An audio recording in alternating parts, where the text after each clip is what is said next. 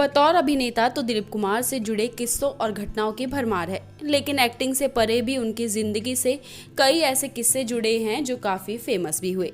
40 के दशक में फिल्मों में आने से पहले दिलीप कुमार पैसा कमाने का जरिया ढूंढ रहे थे। एक बार तो वो घर पर झगड़ा कर बॉम्बे से भागकर सीधा पुणे चले गए। ब्रिटिश आर्मी कैंटीन में काम करने लगे।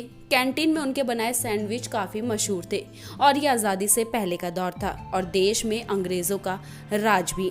दिलीप कुमार ने पुणे में एक दिन स्पीच दे डाली कि आज़ादी के लिए भारत की लड़ाई एकदम जायज़ है और ये ब्रिटेनी शासक गलत। अपनी किताब Dilip Kumar the substance and the shadow में दिलीप कुमार लिखते हैं कि फिर क्या था, ब्रिटेन विरोधी भाषण के लिए मुझे येरवाड़ा जेल भेज दिया गया जहां कई सत्याग्रही बंद थे।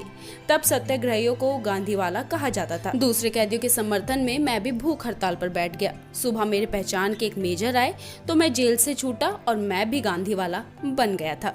वैसे तो दिलीप कुमार को ट्रेजेडी किंग कहा जाता है, लेकिन असली जिंदगी में वो अच्छे खासे शरारती इंसान रहे।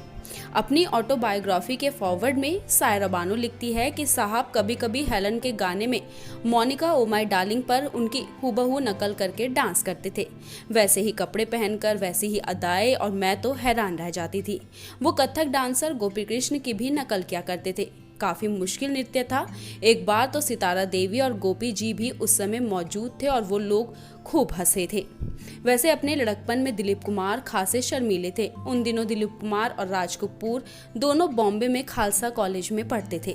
दिलीप कुमार लिखते हैं कि राज कपूर दिखने में खूबसूरत थे, कॉलेज में काफी मशहूर भी थे और खासकर लड़कियों में, जबकि खुद को वो औसत और शर्मीला मानते थे।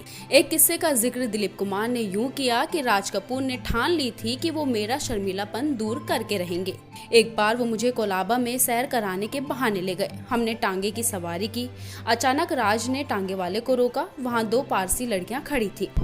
राज ने उनसे गुजराती में बातें की और कहा कि क्या हम आपको कहीं छोड़ सकते हैं। वो लड़कियां टांगे पर चढ़ गई और मेरी तो सांसें थम गई थी। राज और वो लड़कियां हंस हंस कर बातें कर रहे थे। एक लड़की मेरे बगल में बैठ गई और यकीन मारो मेरी तो सिट्टी पिट्टी गुम थी।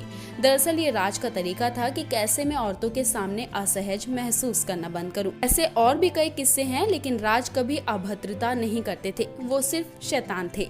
फिल्मी दुनिया से अलग दिलीप कुमार को किताबों का बहुत शौक रहा। उर्दू, फारसी, अंग्रेजी साहित्य से उनकी लाइब्रेरी भरी पड़ी रहती थी।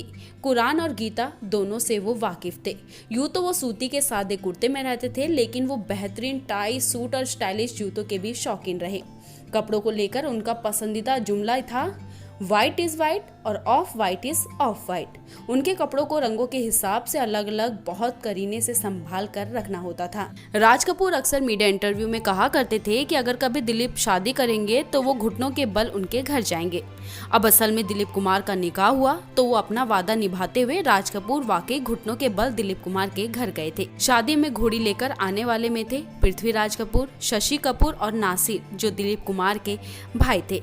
पंडित जवाहरलाल नेहरू को दिलीप कुमार अपना आदर्श मानते थे। 1962 में नेहरू के कहने पर ही उन्होंने नॉर्थ बॉम्बे से वीके कृष्ण मेनन के लिए चुनाव अभियान में भी हिस्सा लिया था। 1979 में वो बॉम्बे के शेरिफ बने और 2000 से 2006 के बीच राज्यसभा सदस्य भी।